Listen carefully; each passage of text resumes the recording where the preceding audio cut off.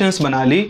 ये वाली कंडीशन है अंडर डैम्प्ड की, ये क्रिटिकली डैम्प्ड की, ये ओवर डैम्प्ड। एम्पलीट्यूड ए ही रहेगा, फिक्स रहेगा, क्योंकि उस सिस्टम में से बाहर खींचने वाली, उस सिस्टम में से एनर्जी को बाहर सक करने वाला।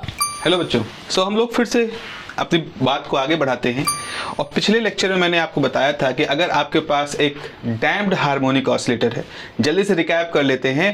क्या कहा था? हमारे पास ऑसिलेटर है जिसके अंदर एक डैम्पिंग वाला फैक्टर जुड़ा हुआ है। फॉर एग्जाम्पल, आपने कोई ऑसिलेशन कराया, उसमें कोई फ्रिक्शन वाला टर्म जोड़ दिया, या जैसे क्या होता है, आप सामान्य जीवन में इस कमरे के अंदर हवा है, अगर कोई पेंडुलम को हम यहाँ रख करके ऑसिलेट कराएंगे तो वो पेंडुलम उस हवा की रगड़ को महसूस करेगा, जिसकी वजह से पेंडुलम की एनर्जी लगातार हवा के मॉलिक्यूल को ट्रांसफर होती रहेगी और धीरे धीरे आपके पेंडुलम का एम्पलीट्यूड जो है वो कम होता जाएगा। ये सामान्य सी बात है, ठीक है। तो अब इसी बात को आगे बढ़ाते हैं और हम लोगों ने किसी पर्टिकुलर टाइम पर एक डैम्प्ड ऑसिलेटर के इंस्टेंट डिस्प्लेसमेंट का फॉर्मूला क्या डेवलप किया था? ए की power minus R T sine capital omega T plus some phi. ये हमने पूरा फॉर्मूला निकाला था। इसमें ये वाला जो टर्म होता है, जो साइन के अलावा होता है, ये किसका टर्म होता है? ये होता है एम्पलीट्यूड का टर्म, ठीक है। और ये वाला जो टर्म होता है उसमें से इसे कहते हैं फेज का टर्म। और यहाँ पर जो ओमेगा है उसकी वैल्यू कितनी है? Omega square minus R square, जहाँ आर क्या है? आर है बी बाई 2m। और ये किसके साथ जुड़ा हुआ है? ये जुड़ा हुआ है डिसिपेशन के साथ। डिसिपेशन मतलब एनर्जी के लॉस होने वाले फैक्टर के साथ में। तो R जो है, असल में R आपका डैम्पिंग को शो करने वाला टर्म है। फ्रीक्वेंसी ये दिखा रही है कि omega minus R square. Omega क्या थी? अगर डैम्पिंग को ना माने, ये ना माने कि डैम्पिंग है, तो जब डैम्पिंग नहीं होती है तो जो फ्रीक्वेंसी होती है अपने ऑसिलेटर की, जो कि आइडियल कंडीशन की फ्रीक्वेंसी होती है, उसको हम नेचुरल फ्रीक्वेंसी कहते हैं। तो जो नेचुरल फ्रीक्वेंसी है ओमेगा, अब आपकी जो फ्रीक्वेंसी है कैपिटल ओमेगा, वो इस नेचुरल फ्रीक्वेंसी से कुछ माइनस करने के बाद आपको मिलेगी। अगर R 0 होता, डैम्पिंग 0 होता, तो ये होता इस कैपिटल ओमेगा की जगह पे आप ये स्मॉल ओमेगा आराम से लिख सकते थे। लेकिन क्योंकि डैम्पिंग इफेक्ट है तो फ्रीक्वेंसी पे भी असर पड़ा। फ्रीक्वेंसी पर असर होने का मतलब है, जैसे फ्रीक्वेंसी ज़्यादा होने का मतलब है तेजी से वाइब्रेट करे, फ्रीक्वेंसी कम होने का मतलब है वाइब्रेशन की जो पर यूनिट सेकंड में जो वाइब्रेशन है वो कम हो जाएंगे। तो ना केवल फ्रीक्वेंसी पर असर पड़ रहा है बल्कि आपके एम्पलीट्यूड पर भी असर पड़ रहा है। अगर R 0 हो जाएगा तो e की पावर माइनस 0 यानी कि 1 हो जाएगा, सिर्फ एम्पलीट्यूड A बचेगा। तो आप जब फ्री कंडीशन में बात कर रहे थे तो फॉर्मूला क्या आया था? x बराबर A sine omega T plus phi, इस तरह का फॉर्मूला था। कब? जिसमें डैम्पिंग नहीं माना था। तो देखो, बिना डैम्पिंग के और इस डैम्पिंग में अंतर देखो, ई का फैक्टर जुड़ गया एम्पलीट्यूड में और जो फ्रीक्वेंसी थी वो अब आपकी घट गई है। तो ये दो बदलाव होते हैं और ये दो बड़े वाजिब से बदलाव हैं, बड़े ऑब्वियस से बदलाव। ऐसा नहीं कि अचानक से कुछ आ गया, एंटिसिपेट हम कर ही रहे थे कि भाई एम्पलीट्यूड धीरे धीरे धीरे स्लो डाउन हो जाएगा। और एक चीज और दिखा कि हाँ, स्लो डाउन होने पर फ्रीक्वेंसी भी आपकी थोड़ा स्लो डाउन हो जाएगी। डिपेंड करेगा कि आपका आर कैसा है, आपका डैम्पिंग फैक्टर कैसा है। तो आपने ये दो चीजें यहाँ पर देखी।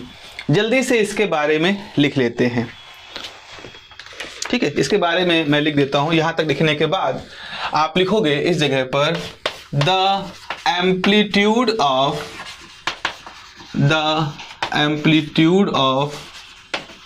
डैम्प्ड ऑसिलेटर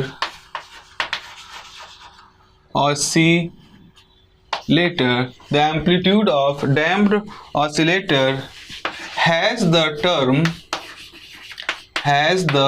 टर्म e की पावर माइनस आर टी। इसको अलग से कर दे। ये देखो, term has the term e की power minus R T which is decaying with time. ये जो टर्म है वो क्या हो रहा है? डिके कर रहा है, क्योंकि माइनस है ना। Which is decaying with time. ये जो टर्म है ये समय के साथ लगातार कम होता जा रहा है due to the decaying time. क्यों? ड्यू टू the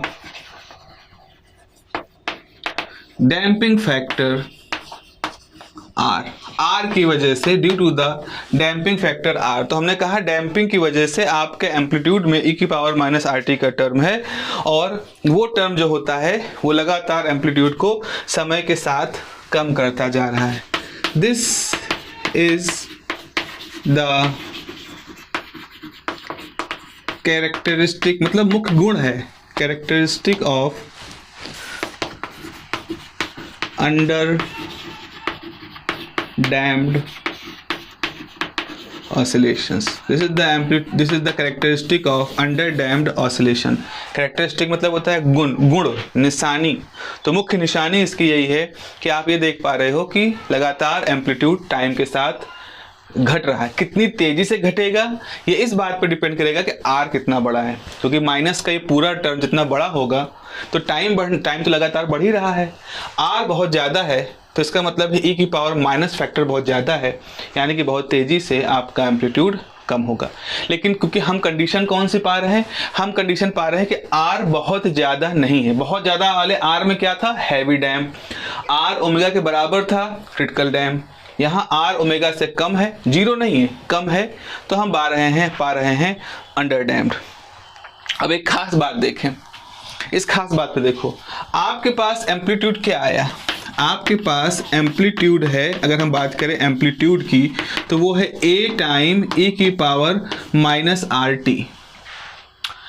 ठीक है, ये a क्या है, a इसका शुरुआती एम्पलीट्यूड था। अगर ये डैम्पिंग ना होता तो a ही बना रहता। आपका ग्राफ कैसे आ रहा था, जब आप फ्री ऑसिलेशंस की बात कर रहे थे, यानी बिना किसी फ्रिक्शन या डैम्पिंग के, तो आपका इस तरह ग्राफ था। इस तरह ग्राफ। खास बात क्या होती है, इसमें ये जो वैल्यू है a, ये हमेशा फिक्स है, a कांस्टेंट बना हुआ है। लेकिन क्योंकि r है, ये फैक्टर है, तो क्या हो रहा है, आपका एम्पलीट्यूड इस तरह से लगातार कम होता जा रहा है, और कम होते होते ये जीरो की तरफ डिके कर रहा है। तो आप देख रहे हो इस तरह से एम्पलीट्यूड कम हो रहा है, और ये जो घटने की दर है इसी को e⁻−RT कहते हैं। अब सोचो, मान लो अगर t की वैल्यू किसी एक फैक्टर 1/r के बराबर हो जाए, अगर आपका t जो है 1/r के बराबर हो जाए तो एम्पलीट्यूड क्या हो जाएगा, तो एम्पलीट्यूड हो जाएगा a e⁻r इंटू 1/r, ये कैंसिल हो जाएगा, e⁻−1 बचेगा, या बचेगा 1/e। तो हम एक टाइम डिफाइन कर सकते हैं, जिसकी वैल्यू 1/r के बराबर है। और आपको मालूम है कि r तो डैम्पिंग के साथ जुड़ा हुआ फैक्टर है। तो अगर हम ये मान लें कि t बराबर 1/r है, तो क्या होगा, ये वो समय होगा जिस समय के बाद आपका एम्पलीट्यूड जो होना चाहिए इंट्रिंसिक एम्पलीट्यूड, उसका 1/e टाइम बचता है। मतलब वो जो शुरुआती एम्पलीट्यूड तो यहाँ a ही था, और a से घट करके अब यहाँ पर a/e बचा। तो जितने समय में किसी डैम्प्ड हार्मोनिक ऑसिलेटर का एम्पलीट्यूड घट करके 1/e टाइम बचता है, 1/e बचता है, a/e बचता है, यानी कि अपने मूल शुरुआती वैल्यू का 1/e टाइम हो जाता है, उसे कहते हैं मीन लाइफ टाइम। उसे नाम दिया जाता है मीन लाइफ टाइम। याद रखना, अभी हम लोग रिलैक्सेशन टाइम की भी बात करेंगे, लेकिन अभी एम्पलीट्यूड केस में हम रिलैक्सेशन टाइम एनर्जी केस में बताया जाता है, और मीन लाइफ टाइम आपका एम्पलीट्यूड के टर्म में बताया जाता है। अब मैं जो यहाँ बात करना शुरू कर रहा हूँ, ये थोड़ा सा एडवांस चीज़ें हैं। ये वो चीज़ें हैं जो आप सीख लो, क्योंकि आपको आगे ज़रूरत पड़ेगी। Relaxation time, mean time, energy dissipation, quality factor, ये सारे स्टैंडर्ड टर्म्स होने वाले हैं आने वाले समय में। आप जब भी किसी कंट्रोल सिस्टम की बात सीखोगे, या किसी मैकेनिकल वाइब्रेटिंग सिस्टम की बात सीखोगे, या मैकेनिकल सिस्टम की बात सीखोगे, सिविल इंजीनियरिंग में भी ऐसे बहुत सारे स्टेबिलिटी क्राइटेरियाज होते हैं जहां relaxation time, quality factor, mean time, इन सब की बात आती है। तो वहाँ के लिए बिल्कुल ABCD है, लेकिन अभी आपको ये सीखना है। ठीक है, तो यहाँ पे हमने क्या सीखा, एम्पलीट्यूड को देख करके हम एक टाइम डिफाइन कर सकते हैं जो कि t = 1/r होता है, और ये वो टाइम होता है जितने समय के बाद आपके डैम्प्ड हार्मोनिक ऑसिलेटर का एम्पलीट्यूड अपनी शुरुआती वैल्यू यानी a का e टाइम बचता है। तो यहाँ पे लिखोगे जितना लिखा है इसके आगे लिखो, if we consider we consider t is equal to 1 upon r, comma, the amplitude of damped harmonic oscillator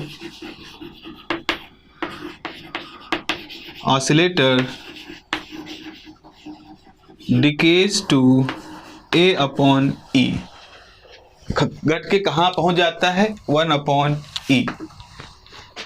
This time interval is called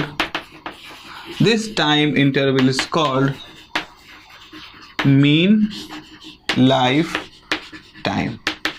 इस टाइम इंटरवल को, यानी कि ये समय, जितने समय में आपके डैम्प्ड हार्मोनिक ऑसिलेटर का एम्पलीट्यूड घट करके 1 अपॉन ई टाइम हो जाता है, उसे ही हम नाम देते हैं, जस्ट अ मिनट, उसे हम नाम देते हैं mean life time.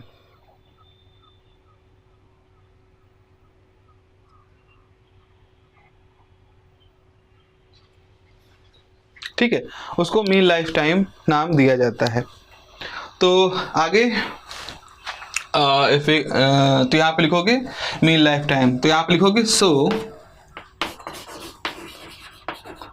Mean life time is the time interval after which the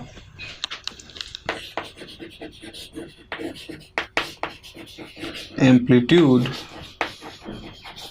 decays to 1 upon e times its initial amplitude. तो वो समय, जितने समय में, तो mean lifetime is the time interval after which the amplitude decays to 1 upon e times its initial amplitude. ठीक है, got the point. So इस तरह से हमने देखा कि आपका जो एम्पलीट्यूड है, जो डैम्प्ड ऑसिलेटर है, इसकी एनालिसिस हमने कर ली. यहाँ हमने अंडर डैम्प कंडीशन भी देख लिया, मीन लाइफ टाइम भी देख ली. अब एक चीज़ और यहाँ पे एनालिसिस कर सकते हैं. अगर हम कहें कि डैम्पिंग नहीं है, अगर आप कहो कि आपके इस केस में डैम्पिंग फैक्टर है ही नहीं, जो कि पूरा पहला हमारा केस था जब हमने आइडियली माना था कि R 0 है. सो अगर आप कहोगे कि R 0 है, मतलब देयर इज नो डैम्पिंग, तो इसका मतलब T की वैल्यू कितनी आ जाएगी? 1 अपॉन 0, इन्फिनिटी आ जाएगी. T बराबर हो जाएगा इन्फिनिटी. तो अगर डैम्पिंग नहीं है तो मीन लाइफ टाइम इनफाइनाइट हो जाएगा. इनफाइनाइट होने का मतलब क्या हुआ कि आपका वो जो ऑसिलेटर है उसका एम्पलीट्यूड अपनी शुरुआती वैल्यू का 1 अपॉन ई टाइम होने में इनफाइनाइट टाइम लेगा. इनफाइनाइट टाइम लेने का मतलब है वो समय जो कभी नहीं आएगा. यही तो मतलब है इनफाइनाइट का. अगर हम 10,000 साल बाद भी देखें तो भी इनफाइनाइट नहीं हुआ ना, वो भी कोई वैल्यू हो गया. तो अगर आप कहोगे इनफाइनाइट टाइम बाद आपका ऑसिलेटर जो है वो अपने एम्पलीट्यूड को घटा करके 1 अपॉन टी कर ले जाएगा, यानी कि वो कभी नहीं घटाएगा. तो यहाँ पे लिखोगे फॉर r बराबर 0 t is equal to infinity. This means in absence of damping effects, in absence of damping effects, mean lifetime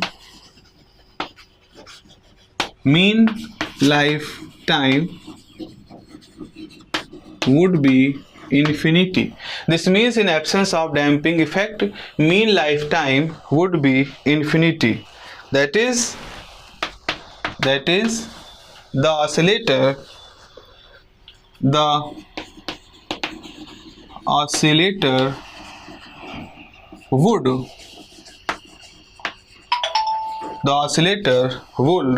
would decay the oscillator would decay its amplitude to 1/e times after infinite time. Practically, this means the overall amplitude of undamped oscillator would never decay. ये तो मतलब है this means in absence of damping effect mean life time would be infinity. ठीक है, इसका मतलब यह है कि ऑसिलेटर डिके कर जाएगा उसके एम्पलीट्यूड का 1/e times after infinite time, अनंत समय के बाद एम्पलीट्यूड घट करके 1/e टाइम हो जाएगा। अनंत समय होने का मतलब है प्रैक्टिकली इसका ये मतलब भी निकलता है कि ओवरऑल एम्पलीट्यूड जो है अनडैम्प्ड ऑसिलेटर का, अनडैम्प्ड क्यों कह रहे हैं, क्योंकि हमने कोई डैम्पिंग नहीं माना है, तो amplitude of undamped oscillator would never decay. यही तुमने देखा था, तभी तुम्हारा फॉर्मूला कैसे आया था, x बराबर a sine omega T plus phi. तो हमने देखा था कि एम्पलीट्यूड कांस्टेंट रहता है, आप यहाँ पे कोई टाइम का फैक्टर नहीं है, मतलब समय कुछ भी हो एम्पलीट्यूड ए ही रहेगा, फिक्स रहेगा, क्योंकि उस सिस्टम में से बाहर खींचने वाली, उस सिस्टम में से एनर्जी को बाहर सक करने वाला कोई भी हमारे पास सिस्टम बचा ही नहीं, कोई हमारे पास कारण बचा ही नहीं जिससे कि हमारा सिस्टम जो होता था वो अपनी एनर्जी को लॉस करता। तो this is a very good insight about the under damped oscillation conditions.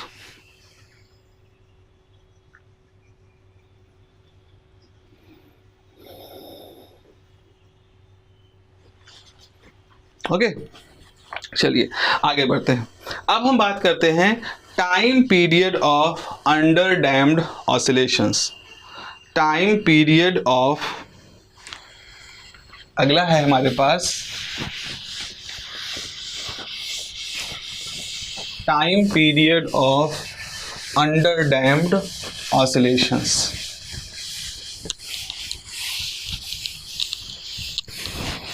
Time period पे क्यों बात कर रहे हैं, क्योंकि असर तो फ्रिक्वेंसी भी पड़ता है ना, और फ्रिक्वेंसी से ही टाइम पीरियड निकल के आता है। तो हमारा टॉपिक है टाइम पीरियड। टाइम पीरियड, तो यहाँ पर आप कहोगे कि भाई आपका जब ऑसिलेटर ऑसिलेट करता है तो उसकी फ्रिक्वेंसी क्या होती है, अगर वो डैम्पिंग इफेक्ट के अंदर है तो उसकी फ्रिक्वेंसी होती है कैपिटल ओमेगा। तो यहाँ आप लिखोगे इन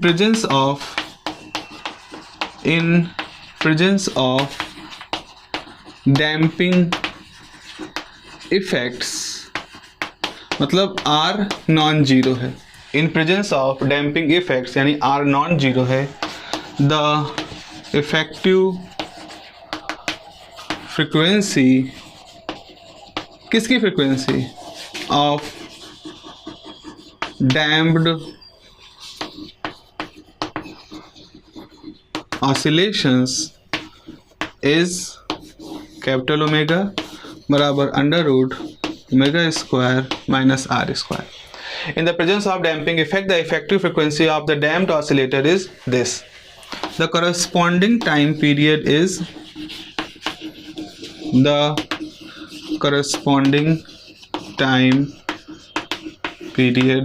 is t बराबर 2 पाई बाई ओमेगा, तो ये जाएगा 2 pi upon omega square minus R square. और आप देख रहे हो कि अगर अब इसकी तुलना किससे करेंगे, इसकी तुलना करेंगे हम उस कंडीशन से जब डैम्पिंग नहीं था. तो यहाँ पे लिखोगे as we know for undamped situation the time period is t बराबर 2 pi by omega. Equation number 1 हो गया, इसको हम कहेंगे t1, और इक्वेशन नंबर 2 हो गया t2. आपको क्या दिख रहा है, t1 बड़ा होगा कि t2 बड़ा होगा? खुद ही सोचो, यहाँ ओमेगा माइनस समथिंग है, ये फैक्टर छोटा होगा तो ये बड़ा होगा, यानी कि टाइम पीरियड आपका जो है, जब डैम्पिंग इफेक्ट काम करता है तो टाइम पीरियड ज़्यादा हो जाता है। टाइम पीरियड मतलब होता है एक साइकिल को पूरा करने में लगने वाला समय, तो एक साइकिल को लगने वाले समय ज़्यादा हो जाता है इस केस में as compare to this case. तो अब सवाल ये है कि यहाँ पर ज़्यादा क्यों समय लग रहा है? इसलिए लग रहा है क्योंकि R जो है डैम्पिंग इफेक्ट वाला जो फैक्टर है वो अपना काम कर रहा है, और उसका काम ये है कि वो ऑसिलेशन को बाधित कर रहा है, ऑसिलेशन को इम्पैक्ट कर रहा है। उसके ऑसिलेशन के इम्पैक्ट करने की वजह से ही ऑसिलेशंस उतनी अच्छे तरीके से नहीं हो रहे हैं। एक तो एम्पलीट्यूड भी कम हो रहा है, उसकी एनर्जी भी लॉस हो रही है। हम लोग एनर्जी के एक्सप्रेशन में देखेंगे कैसे एनर्जी भी लॉस हो रही है हर साइकिल में, और एनर्जी के लॉस होने की वजह से वो स्लो डाउन भी हो रहा है। तो ये जो T1 की वैल्यू इस अनडैम्प्ड कंडीशन से ज़्यादा है, इसका सीधा सा प्रभाव किसकी वजह से है? ये सीधा सा प्रभाव इस डैम्पिंग इफेक्ट की वजह से है। तो यहाँ पे लिखोगे on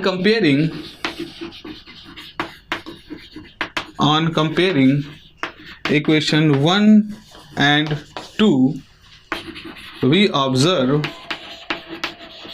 T1 is greater than T2. This is due to damping. This is due to damping. क्या this is due to damping? Time period जो बढ़ गया है वो डैम्पिंग की वजह से है, और इस वजह से आपको उसकी जो वैल्यू है वो भी उस फैक्टर से कम होती हुई दिख रही है। तो दिस इज़ अबाउट समथिंग जो कि हम लोगों ने समझा यहाँ पर डैम्पिंग की वजह से। अब 3 केसेस हम लोगों ने अब यहाँ ख़त्म किए। जो अंडर डैम्प्ड वाला केस है वो यहाँ ख़त्म किया। हमने इसका टाइम पीरियड भी देखा, इसके एम्पलीट्यूड की बात भी की, इसके अंदर एक time 1/R mean life time को भी डिफाइन किया। अब ऐसा करते हैं बच्चों, एक ग्राफ बना लेते हैं, एक ग्राफ जिसमें ये सारे केसेस जो हैं वो बहुत अच्छे तरीके से प्रदर्शित हो रहे होंगे। ठीक है, देखें, मान लें हमारे पास ये डिस्प्लेसमेंट का टर्म है, ये टाइम का टर्म है। This is time line and this one is displacement line. कोई एम्पलीट्यूड यहाँ पे था, यहाँ पर था एम्पलीट्यूड, तो ये जो वैल्यू है ये मान लो A है। सबसे पहले हम बात करते हैं जब ऑसिलेशन मतलब पीछे वाला अंडर डैम्प्ड कंडीशन में। तो अंडर डैम्प में क्या होता है? अंडर डैम्प में ऑसिलेशंस इस तरह से होते हैं, इस तरह से ये ऑसिलेशंस आपके हो रहे हैं, आप देख रहे हो ये ऑसिलेशंस कांस्टेंट नहीं है, लगातार समय के साथ डाई आउट होते चले जा रहे हैं, दाएं बाएं ऑसिलेशन हो रहा है।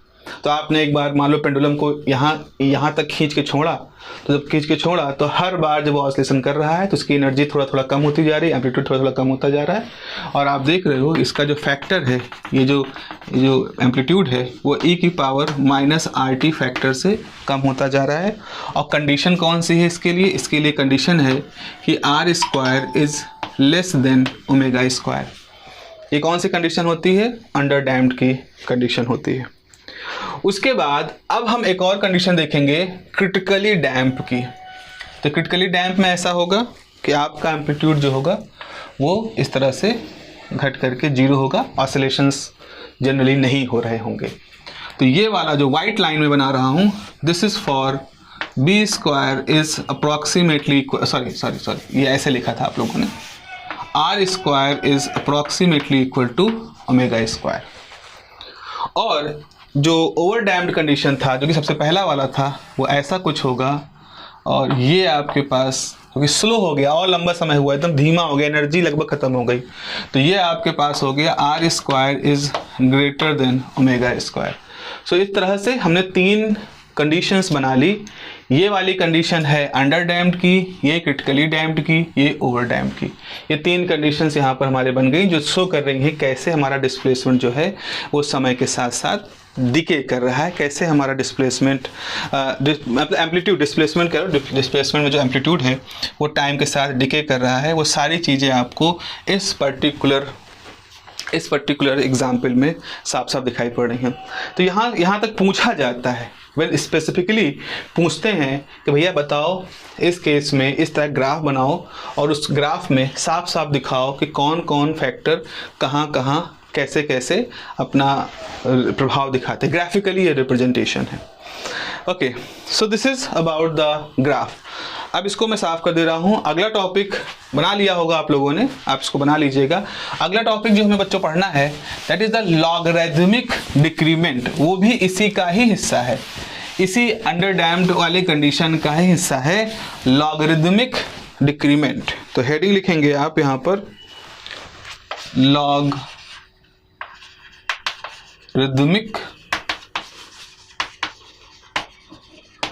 Decrement. Logarithmic decrement, logarithmic decrement का मतलब यही है जो अभी तक मैंने बात की कि आपके जो डैम्प्ड हार्मोनिक ऑसिलेटर होते हैं उनका एम्पलीट्यूड e⁻⁻RT फैक्टर से कम होता है विद रिस्पेक्ट टू टाइम। तो हम ये कहना चाह रहे हैं, जैसे अभी मैंने आपको बताया कि इस तरह से ऑसिलेशंस डिक्रीज कर रहे हैं, इस तरह से ऑसिलेशन डिक्रीज कर रहे हैं। जैसे मान लो ये एक पॉइंट है, पॉइंट नंबर 1, फिर ये हाफ कंप्लीट हुआ, फिर हाफ कंप्लीट हुआ, फिर यहाँ आया, फिर ये आ गई वैल्यू, ये पॉइंट नंबर 2 है। तो पॉइंट नंबर 1 पे एम्पलीट्यूड मान लो A1 था, पॉइंट नंबर 2 पे एम्पलीट्यूड A2 बचा। फिर देखो ये आया पॉइंट नंबर 3 A3, यहाँ एम्पलीट्यूड A3 बचा। तो हमें ये बताना है कि A1 से A2 आने में ये जो गैप है ये कितना है, और फिर A2 से A3 तक जाने में ये जो गैप है ये कितना है। और हम ये प्रूफ करेंगे, हम यहाँ पे शो करेंगे कि जो गैप है ये बराबर ही होता है। इसी को लॉगरिथमिक डिक्रीमेंट कहते हैं। यानी कि एक कांस्टेंट रफ्तार से एनर्जी जा रही है, ऐसा नहीं कि शुरुआत में बहुत तेज़ी से एनर्जी गई और फिर धीमे धीमे कम हो गई है। तो जो एम्पलीट्यूड के रेशियो है, मतलब इस एम्पलीट्यूड से इसको डिवाइड करो, इससे इसको डिवाइड करो, फिर आगे इसको डिवाइड करो, तो आप पाओगे कि इन सब का रेशियो एक कांस्टेंट फैक्टर आता है। उसी कांस्टेंट फैक्टर के साथ हमारा लॉगरिथमिक डिक्रीमेंट का टर्म जुड़ा हुआ है। तो बेसिकली लॉगरिथमिक डिक्रीमेंट का जो टर्म है इसका फिजिकल सिग्निफिकेंस क्या है? ये एक ऐसा टर्म है जो हमें एक और तरीका देता है ये कहने का कि डैम्प्ड हार्मोनिक ऑसिलेटर के अंदर जो एम्पलीट्यूड होता है वो एक कॉन्टिन्यूअस तरीके से, एक प्रॉपर तरीके से, नियमबद्ध तरीके से घट रहा होता है। अब ये एम्पलीट्यूड घटना एनर्जी घटने के साथ ही जुड़ा हुआ है, जो कि हमें आगे समझना है कि डैम्प्ड हार्मोनिक ऑसिलेटर में एनर्जी किस तरह से कम होती है, पावर का लॉस कैसा होता है, क्वालिटी फैक्टर क्या होते हैं। ये सारी चीज़ें इसी लॉजिक के साथ जुड़ी हुई हैं कि एनर्जी जब जा रही है सिस्टम से, एनर्जी सिस्टम को लॉस, सिस्टम जब एनर्जी को लॉस कर रहा है तो लॉस करने की रफ्तार कैसी है, उस लॉस करने का रेट कैसा है, उस तरह का व्यवहार आपका ये लॉगरिथमिक फैक्टर दिखाता है। लिख लें इसके बारे में, लॉगरिथमिक डिक्रीमेंट के बारे में लिखें। We have observe that, logarithmic decrement में लिखें, we have observe that the amplitude of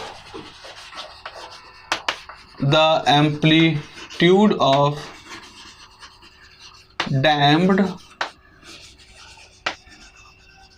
harmonic oscillator, we have observed that the amplitude of damped harmonic oscillator decreases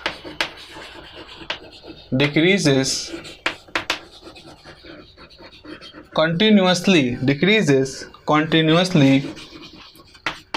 due to the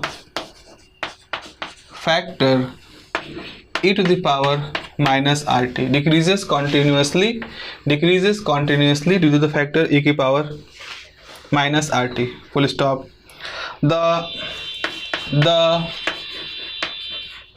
log होना चाहिए, क्या लिखें, the logarithmic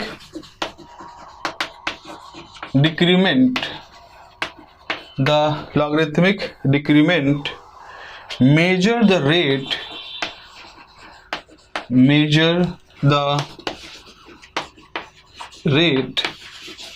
at which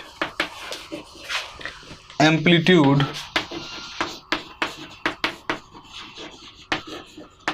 dies away, जैसे मतलब कोई व्यक्ति मान लो ऐसा है जो कि वजन घटाने की कोशिश कर रहा है, ठीक है, बहुत प्रयास कर रहा है, कसरत कर रहा है, डाइटिंग कर रहा है, ये सब कर रहा है, वजन घटाने की कोशिश कर रहा है। लेकिन अब क्या होता है, हो सकता है उस कोशिश करते करते उसने अपने शरीर में कुछ ऐसे दिक्कतें पैदा कर दी कि उन दिक्कतों की वजह से भी वजन घटता है।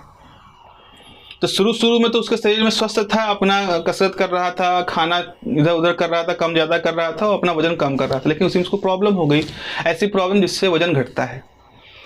तो होगा क्या, शुरू में उसके पर वीक वजन घटने का रफ्तार कुछ और रही होगी, और फिर जब उसको प्रॉब्लम शुरू हुई जो कि उसको नहीं मालूम है, उसके बाद उसके वजन घटने की रफ्तार कुछ और हो गई। वो सोच रहा है ये क्या है, रोज मैं आधा घंटा कसरत करता हूँ, वही 2 टाइम खाना खाता हूँ, इतनी कैलोरी खाता हूँ, पहले शुरुआत में तो ये अलग तरीके से वजन घट रहा था। तो रेट ऑफ वेट लॉस आपका चेंज हो गया है, उस व्यक्ति का रेट ऑफ वेट लॉस, मतलब रेट मतलब टाइम के साथ जो वेट लॉस है वो चेंज हो गया है। तो यहाँ पर एक अलार्म सिचुएशन है कि रेट भाई लॉस इस तरह से नहीं होना चाहिए। हालांकि हो सकता है मैं न्यूट्रिशन की और बायोलॉजी की किसी बेसिक रूल को मैं ना समझ रहा हूँ कि हो सकता है ऐसा होता हो कि वेट लॉस भी एक्सपोनेंशियल होता है या वेट लॉस नॉन लीनियर होता है, लेकिन फिलहाल मेरा ये कहना है मतलब यह है कि ऑसिलेटर केस में एम्पलीट्यूड का जो घटना है वो कम ज़्यादा नहीं होता, वो एक कांस्टेंट रफ्तार से एम्पलीट्यूड उसमें से घटता है, या कह लो एनर्जी उसमें से घटती है। इसी चीज़ को कि कितनी तेज़ी से एम्पलीट्यूड डाई आउट हो रहा है, डाई आउट मतलब समाप्ति की तरफ बढ़ रहा है, वो आपको इस लॉगरिथमिक डिक्रीमेंट से निकल सकता है। तो आगे लिखेंगे the instantaneous displacement of damped harmonic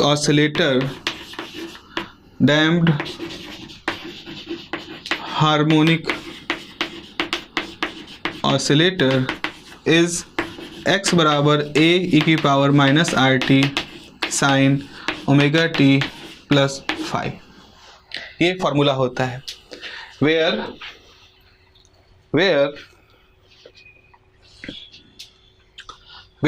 the amplitude is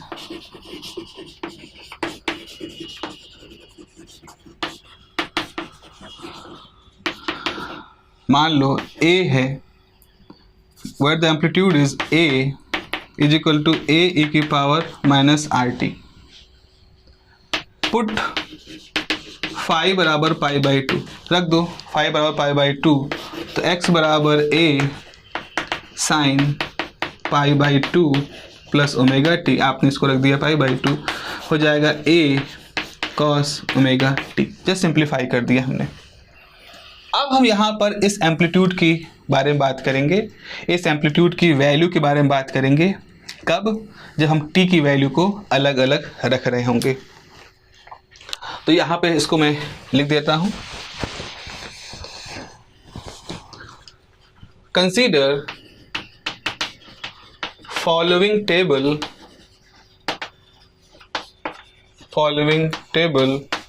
for time and effective corresponding amplitude। हम टाइम और एम्पलीट्यूड के बीच में एक टेबल बना रहे हैं। इस तरफ हम टाइम लिख रहे हैं, t की वैल्यू 0, और इधर हम एम्पलीट्यूड लिख रहे हैं। तो हम लिखेंगे a0, जब t की वैल्यू 0 थी तो a0, तो a बराबर ये था, तो जब t की वैल्यू 0 रख दोगी तो a0 की वैल्यू क्या आ जाएगी, a। देखो यहाँ पर a0 मतलब है जब आपने इस फॉर्मूले में t0 रखा तो a0 की वैल्यू a आ गई। आपकी बार क्या करो, t की वैल्यू कैपिटल T रख दो, मतलब एक टाइम पीरियड। तो ऐसा करने पर आपके पास a1 कितना आ जाएगा, a1 आ जाएगा a e की power minus r capital T, आपने स्मॉल t की जगह पे कैपिटल D रखा। ऐसे ही आपने t बराबर 2t रखा तो a2 आ गया a e की पावर माइनस 2RT। ऐसे ही t की वैल्यू 3t रखा तो a3 a⁻3rt। इस तरह से आप आगे रखते हुए टर्म्स चले जा सकते हो। एक बात जरा देखो, अगर आप किन्हीं दो एम्पलीट्यूड का रेशियो ले लो, मतलब दो कौन से एम्पलीट्यूड, दो ऐसे एम्पलीट्यूड जिसमें टाइम का अंतर t हो। तो जैसे आपने यहाँ टाइम का अंतर कितना है, t-0 कैपिटल T। यहाँ टाइम का अंतर कितना है, 2t - t t। यहाँ टाइम का अंतर कितना है, 3t - 2t t। तो अगर आप किन्हीं दो ऐसे एम्पलीट्यूड को लो जिनमें टाइम का अंतर कैपिटल T के बराबर है, तो जरा देखो रेशियो की वैल्यू क्या आ जाएगी। तो आप लिखोगे consider the ratio of two amplitudes, consider the ratio of two amplitudes separated by time capital T। तो यह हो जाएगा a0/a1, तो जाएगा a/a⁻RT, a कैंसिल हो जाएगा e⁻RT। ऐसे ही a1/a2 यानी a⁻RT, a⁻2RT, a कैंसिल हो जाएगा, पावर लॉस होगा तो e⁻RT। ऐसे ही a2/a3 कर दोगे तो जाएगा a⁻2RT upon a⁻3RT, a cancel हो गया तो जाएगा e⁻RT।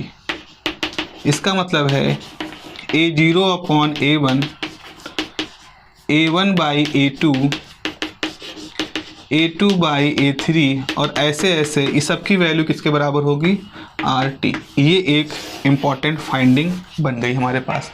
इन सब सारे एम्पलीट्यूड, वो सारे एम्पलीट्यूड का रेशियो जिनके बीच में समय का अंतर कैपिटल T है, उनका रेशियो हमेशा एक कांस्टेंट फैक्टर e⁻RT के बराबर आता है। तो यहाँ पर अब आगे क्या लिखोगे, पुट, यहाँ पर अब हम क्या कर सकते हैं, पुट e⁻RT बराबर e⁻λ, यानी लैम्डा = RT। इसे कहा जाता है डिक्रीमेंट कांस्टेंट।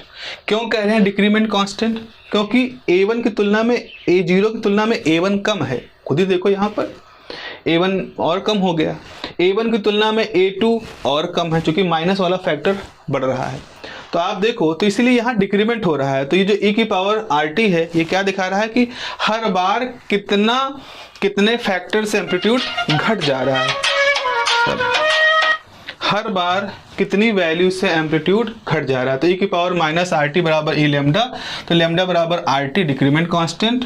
तो आप लिखेंगे ऑल्सो e⁻λ बराबर a0/a1। मान लो यहाँ पर e⁻λ कर दिया, तो हम यहाँ से क्या लिख सकते हैं, यहाँ से देखो आ जाएगी वैल्यू, लॉगरिथमिक डिक्रीमेंट की बात आ जाएगी। सो ये हो जाएगा, सो lambda = log base e a0/a1। एक मिनट, सॉरी, इसको ऐसे लिखें, ऐसे ना लिखें, डिक्रीमेंट ऐसे लिखें, e⁻λt is the decrement factor, आप कह सकते हो। इसको ठीक कर लीजिएगा प्लीज। तो e⁻λ is the decrement factor. तो यहाँ से अगर आपने लिखा है तो लैम्डा बराबर log e a0/a1, या आप लिख सकते हो log बेस e a1/a2, या लिख सकते हो log बेस e a2/a3 और डैश डैश। सो इस तरह से एक रिलेशन आपके पास मिल जाएगा। Here lambda is logarithmic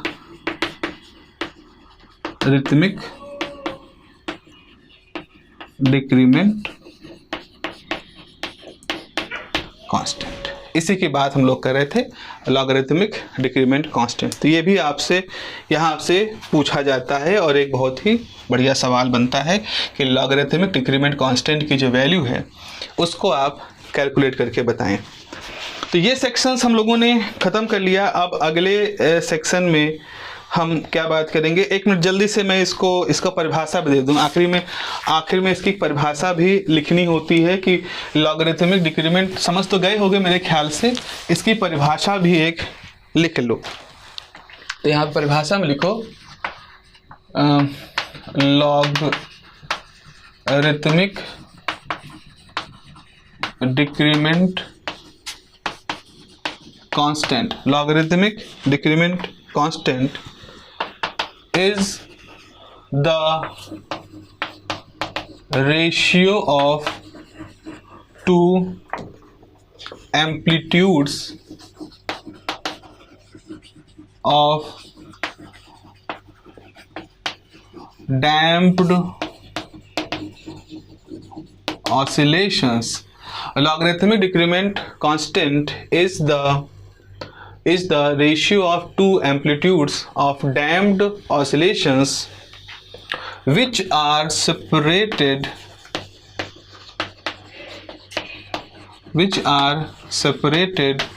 by one period, time period की बात हो रहा है। तो logarithmic decrement constant is the ratio of the two amplitudes of damped oscillation which are separated.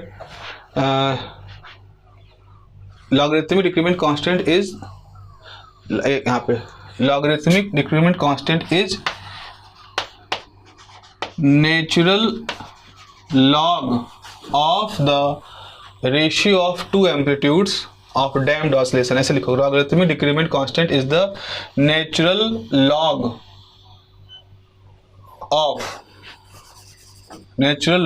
of the logarithmic decrement constant is natural log of the ratio of two amplitudes of damped oscillations which are separated by one period. देखो यहाँ पे देखो a0 और a1 के बीच में कितना था, t का अंतर था। तो decrement constant is the natural log of two amplitudes of damped oscillator which are separated by one period. So this is the logarithmic decrement constant. चलिए अगली क्लास में हम लोग रिलैक्सेशन टाइम, पावर डिसिपेशन और क्वालिटी फैक्टर इन सब की बात करेंगे। Okay, have a nice day, take care, bye bye.